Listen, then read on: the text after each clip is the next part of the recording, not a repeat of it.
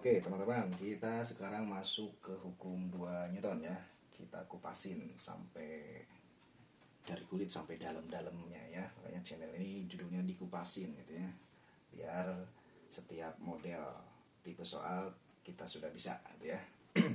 Nah, kalau bicara hukum 2 Newton, di sini beda dengan hukum 1 Newton ya. Kalau hukum 1 Newton tadi resultan gayanya sama dengan 0, jadi benda boleh dikatakan diam, tepat akan bergerak atau sudah bergerak dengan kecepatan konstan. Ya, nah kalau hukum 2 Newton, nah ini resultan gayanya tidak sama dengan 0. Artinya, sebagai ilustrasinya, kalau ada benda bermasa M diletakkan di bidang datar, nah di sini nanti kasusnya ada dua, ada licin, ada kasar ya. Kita bahas dulu yang licin gitu ya. Nah, benda ini kemudian diberi gaya sebesar F, maka karena ini licin, maka otomatis dia akan bergerak dengan percepatan konstan, gitu ya. Oke, jadi kalau ada benda masanya M diberi gaya, maka dia akan bergerak dengan percepatan A. Nah, karena dia mengalami percepatan, ini konsep kamu tentang GLBB di sini kita pakai lagi ya. Jadi jangan dilupain nih, itulah serunya fisika gitu ya. Bab sebelumnya kita tarik lagi ke bab yang sedang kita pelajari. Nah, untuk penulisan atau perumusan hukum 2 Newton, kamu boleh menuliskan dengan dua versi. Yang pertama, kalau di soal bertanya tentang percepatan benda atau nanti percepatan sistem, maka sederhananya, simpelnya, kamu tulis hukum 2 Newtonnya dalam bentuk A langsung. Artinya, A itu berarti jumlah gaya yang bekerja pada benda dibagi dengan, nah maksud saya jumlah massa ya, karena di sini nanti bendanya tidak hanya satu sih, biasanya sudah sistem gitu ya. Jadi bendanya bisa ada dua, bisa ditumpuk, bisa dihubungkan dengan tali dengan katrol dan segala macamnya. Nah, nanti kita list di sini ya. Gitu. Jadi pertanyaan pertama yang ditanyakan di hukum 2 Newton tentu percepatan. Nah, jadi kamu udah fokus ke nyari percepatan. Rumus umumnya, template-nya ini pokoknya sigma F dibagi dengan sigma M. Yang artinya, kenapa di sini sigma F itu untuk menganalisis nanti, mensiasati gitu ya. Kalau gayanya tidak hanya satu, maksudnya bisa ada ke kanannya 2, ke kiri 3, kemana-mana miring. Nah, itu sigma F amannya. Cuman yang harus diperhatikan, sigma F di sini adalah hanya gaya-gaya yang menyebabkan benda ini bergerak. Nah, karena lintasannya misalkan datar seperti ini, maka gaya yang dilibatkan di sini adalah hanya gaya-gaya yang bekerja di sumbu X gitu ya. Nah, gaya normal yang tadi kita simpan dulu ya, selama ini bidangnya licin. Nah, kalau gaya normal dipakai kalau bidangnya kasar nanti ya, kita kupas sendiri. Gitu ya. Jadi yang dipakai di sini ya sigma fx nanti. F-nya nggak usah dilibatkan di sini. Jadi sigma F dibagi dengan sigma M. Kalau M-nya lebih dari satu. Atau boleh kamu nulisnya kembali ke penulisan umum gitu ya, hukum Newton boleh kamu balik. Jadi sigma F sama dengan M dikali dengan A. Kapan mas kita pakai ini? Ya kalau pertanyaannya dilanjutkan. Kalau sudah bicara sistem, nanti kedua benda dihubungkan dengan tali. Talinya ada dua, berarti nanti kita cari satu-satu. Nah, untuk mencari tegangan tali, ya, penulisan hukum 2 Newtonnya lebih enak kembali ke sigma F sama dengan M kali A gitu. Dan hukum 2 Newton secara matematis rumusnya ini, sigma F per M atau sigma F sama dengan M kali A. Nah, nanti kamu akan temukan kasus-kasus soal. Yang pertama, nih sebut saja aplikasi hukum 2 Newton ya. Artinya jenis-jenis soal yang akan kamu temukan. Yang pertama adalah apa ya? Sistem benda ya. Sistem benda yang dihubungkan dengan tali. Nah, seperti gerbong kereta lah ibaratnya. Gerbong 1, gerbong 2, gerbong 3 itu kan masing-masing gerbong dihubungkan dengan tali sebut saja gitu ya. Nah, yang ditanyakan ya yang pertama berapa percepatan sistem gerbong tadi, yang kedua berapa tegangan tali penghubung M1 dengan M2, penghubung M2 dengan M3 dan seterusnya. Itu kita sebut sistem benda yang dihubungkan dengan tali. Oke, kita bahas nanti masing-masingnya. Yang kedua, sistem katrol. Nah, di sini kedua benda, biasanya ada benda sih. Kalau lagi sistem katrol ya. Jadi dua bendanya dihubungkan dengan tali. Wah, anak saya nangis nih ya. Dan kemudian ada katrolnya gitu ya. Oke, saya ke anak saya dulu. Mau lucu kayaknya. Saya bikin dulu. Oke, maaf teman-teman, terganggu sedikit ya. Bikin cucu dulu. Oke, karena ibunya sudah tidur nih ya.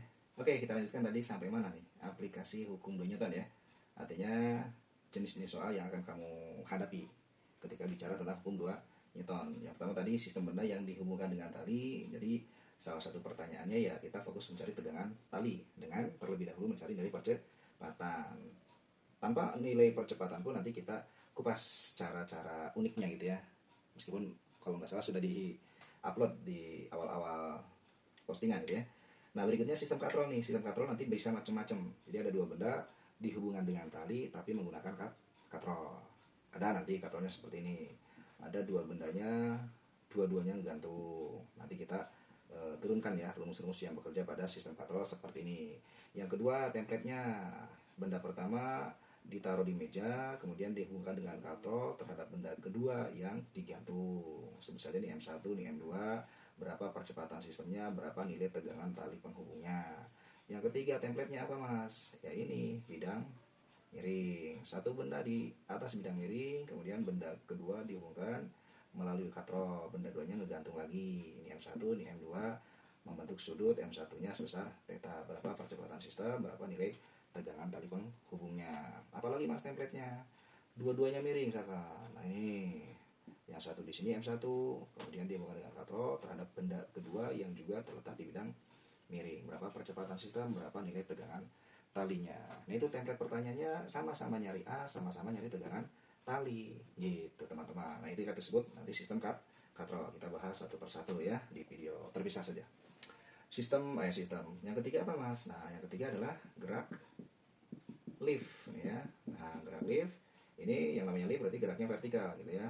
Jadi kalau ada lift kemudian ada orang di dalamnya, itu sebut saja, maka ketika orang itu berada di dalam lift, maka gaya beratnya nanti seolah akan berubah. Bisa sama dengan berat dirinya sendiri, bisa lebih besar, bisa lebih kecil, tergantung liftnya bergerak ke atas atau bergerak ke bawah. Nah kita bahas nanti gerak lift. Berikutnya apa mas? Wah ini berikutnya umum nih. Hubungan antara hukum 2 Newton yang sedang kita bahas dengan gaya-gaya yang lain. Karena di sini ada gaya, maka fisika karena kebanyakan gaya gitu ya, bukan berarti belagu. Nanti bisa dihubungkan dengan tadi udah ya, tegangan tali, bisa dihubungkan dengan gerak melingkar, ada yang namanya gerak, ada gaya sentripetal, ada nanti dihubungkan dengan gaya Lorentz, gaya Coulomb, gaya Pegas, dan gaya-gaya yang lain. Nah ini hubungannya dengan F yang lainnya sebut saja gitu ya, di bab-bab yang lain, bisa di bab sebelumnya atau di bab setelahnya gitu ya. Nah ini barangkali lanjutan video yang tadi sempat tertunda, bicara tentang hukum 2 Newton. Nanti kita bahas satu persatu penurunan rumus dari masing-masing kasus soalnya ya. Oke, kalau ada pertanyaan di materi ini silahkan di komen di bawah saja. Nanti kita lanjutkan di video berikutnya. Oke, selamat malam.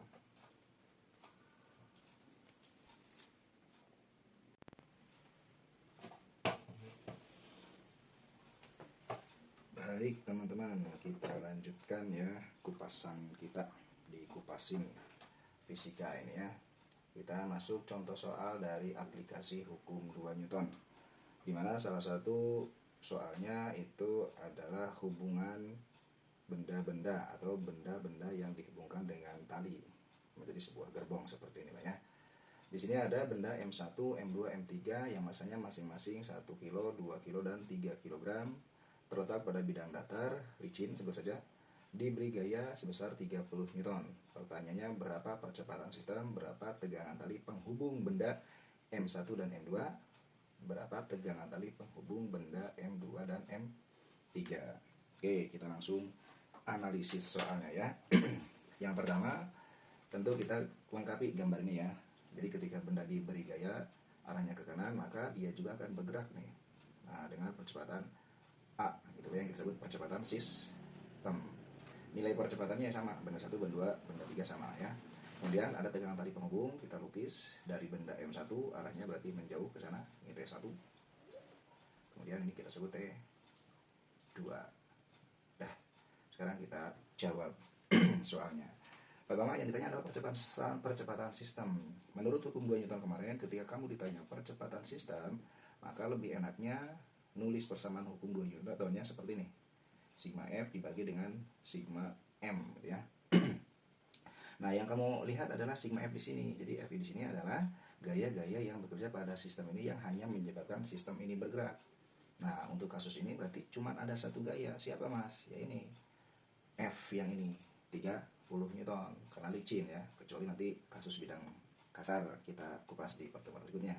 Mas untuk T1, T2 dan seterusnya ngaruh nggak? Sebenarnya nggak ngaruh ya, karena di T1 arahnya itu ada dua, ada T1 yang ke kanan, ada T1 dari benda 2 ke kiri, besarnya sama, arahnya beda, berarti ini nggak usah ditulis karena mereka saling meniadakan. Begitu juga dengan T2, nanti ada T2 ke sana, ada T2 ke situ.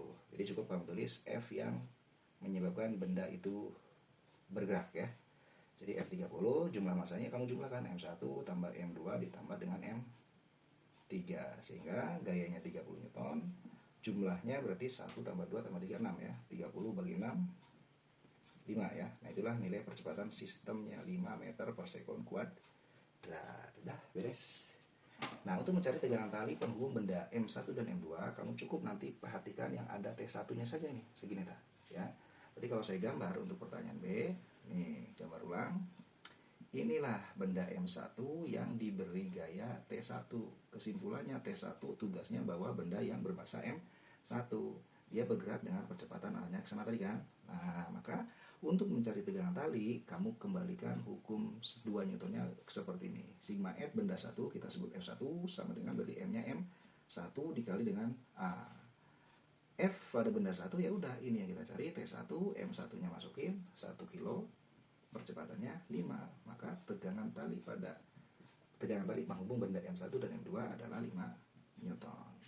Dan berikutnya yang C, tegangan tali penghubung. Nah kalau kita gambarkan, maka tugasnya T2 itu adalah membawa tidak hanya benda M2 saja, melainkan dengan M1. Nah inilah tugas dari benda tegangan tali T2. Sehingga sigma F pada benda 2 itu nilainya M2 dikali dengan, M-nya siapa? Berarti M1 ditambah dengan M2 ya, dikali dengan A. F2-nya siapa Mas? Ya ini yang kita cari, T2. Masukin 1 tambah 2 ya, dikali A-nya 5. Berarti tegangan tali T2 adalah 15 Newton. Kalau ditanya pertanyaan tambahan, berapa berarti Mas T1 banding T2? Berarti kan kalau kamu sudah punya nilainya 5, T1-nya dibagi dengan 15, dengan mudah kamu jawab ini 1 banding 3. Atau ada cara khusus nih. Kalau kamu hanya ditanya T1 banding T2, kamu cukup tulis gini nih. T1 ditanyakan dibandingkan dengan T2. Seperti saya bilang tadi, T1 tugasnya bawa berapa kilo? 1 Mas, ya tulis 1. Nah, T2 tugasnya bawa berapa kilo? 2 tambah 1, 3. Sama enggak? Selesai, gitu. Mas, kalau nyari T1 bisa nggak tanpa mencari nilai A? Gampang. T1 gimana? Nih di sini. Kalau ditanya T1, sama kayak tadi konsepnya, berarti T1 bawa berapa kilo? 1. Jumlah total masanya berapa? 6. Dikali gaya penariknya 30. 30 kali 1 bagi 6 berapa? 5. Selesai. Sama enggak? Sama. T2 gimana? Ya sama konsepnya. T2 berarti dia tugasnya bawa berapa kilo nih T2 nih? 2 dan 1 berarti 3. Totalnya ya sama 6. Gaya penariknya sama 30 bagi 5. 6 bagi 3